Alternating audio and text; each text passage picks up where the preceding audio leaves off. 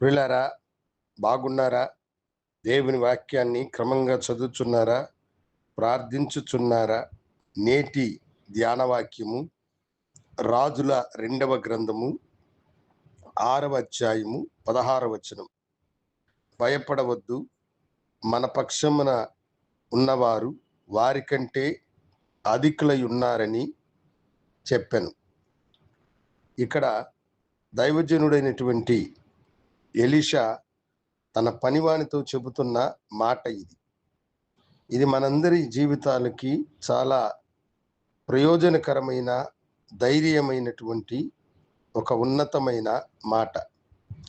చాలాసార్లు మనం ఏమనుకుంటామంటే, నేను ఒంటరి వాడిని, నాకెవరున్నారు, నాకు సహాయం చేయగలిగిన వారు ఎవరున్నారు, నా పక్షమున వ్యాజ్యమాడు వారు ఎవరున్నారు, వారికి అధికారంలో ఉన్నవారు తెలుసు, పరిపాలకులు వారికి పరిచయము, అధికారులు వారికి పరిచయము, మనకు న్యాయము చేయగలిగిన వారు ఎవరు, మనము ఎవరు లేనటువంటి ఒంటరిగాలైన మనుషులం కదా అని మనం అనుకుంటూ ఉంటాం.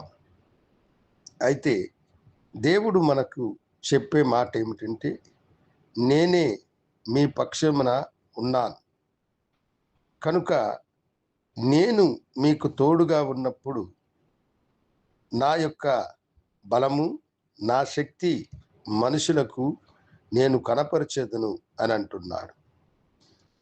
అప్పుడు ఈ లోకంలో ఉన్న మెజారిటీ పీపుల్స్ను చూసి, అధికారంలో ఉన్న వారిని చూసి, పరిపాలకులను చూసి మనము భయపడడం కాదు, మన వైపు ఉన్న దేవుణ్ణి, ఆయన సైన్యమును చూసి మనము ధైర్యంతో ముందుకు కొనసాగాలి.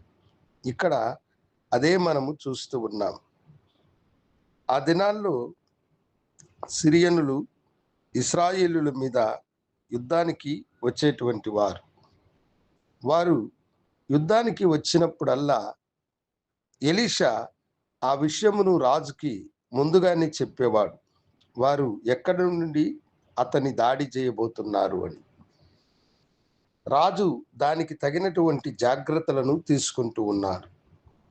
సిరియా రాజుకి సందేహం కలిగింది, మన యొక్క సైన్యంలో ఎవరైనా ద్రోహి ఉన్నాడా, మన రహస్యాలను మన శత్రువు రాజుకి తెలియచెప్తున్నాడా అని అతడు అనుకుంటే, అప్పుడు ఆయన సేవకులలో ఒకడు, కాదు రాజా, వారికి ఎలీషా అనే ఒక ప్రవక్త ఉన్నాడు, ఆయన మీ అంతఃపురంలో మీరు రహస్యముగా మాట్లాడుకునే దానిని కూడా చెప్పగలిగిన జ్ఞానము కలిగిన వాడు, దేవుని ఆత్మ కలిగిన వాడని చెప్పినప్పుడు, అప్పుడు రాజు ఏమనుకున్నాడంటే, ఏలియాను నిర్మూలించితే ఇక తనకు సమస్య లేదు అని అతడు అనుకున్నాడు. అవును దేవుని బిడ్డలారా, ఇక్కడ మనం గమనించినప్పుడు అతడు ఇంతగా రహస్యాలను తెలపగలుగుతున్నాడంటే దేవుడే అతడి పక్షమునున్నాడని ఆ రాజు గ్రహించలేక అజ్ఞానమైనటువంటి నిర్ణయాన్ని తీసుకుని తన సైన్యం అంతటిని కూడా దైవజనుని యొక్క గుడిసెను చుట్టుముట్టడానికి పంపాడు. ఎలీషా యొక్క పనివాడు ఉదయమునే లేచి చూసినప్పుడు శత్రు సైన్య సమూహము తమ చుట్టూ మోకరిల్లుట అతడు చూసి తన యజమానుని దగ్గరకు పోయి, అయ్యా, ఇదిగో శత్రువులు మనల్ని చుట్టుముట్టినారని చెప్పాడు. అప్పుడు ఏలియా, భయపడవద్దు, వారికంటే మన పక్షమున ఉన్నవారు అధికులై ఉన్నారని అతడు చెప్పి, దేవా, వీడి కండ్లను తెరవమని ఆయన ప్రార్థన చేసిన వెంటనే ఆ పనివాని కనులు తెరవబడ్డాయి. దేవుడు అతని యొక్క అంధత్వమును తీసివేసినందున తమ చుట్టూ దేవుని యొక్క అగ్ని రథములు ఉండడము అతడు చూశాడు. అవును, శత్రువులు పారిపోయినారు, అంధత్వంతో వారు మొత్తబడ్డారు. దేవుడు తన దాసుని పక్షమున ఉండి లోకములో ఉన్న వారందరికంటే తన దాసుని పక్షమునున్న దేవుడు గొప్పవాడన్నది అందరూ ఎరుగినట్లుగా చేసినాడు.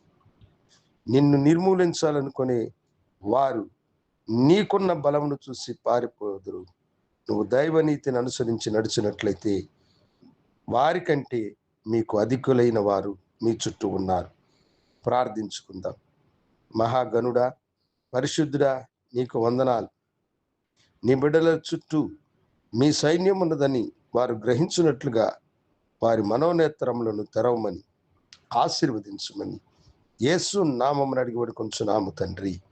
ఆమెన్. శుభోదయం. ప్రభు మిమ్మలను దీవించును గాక. ఆమెన్.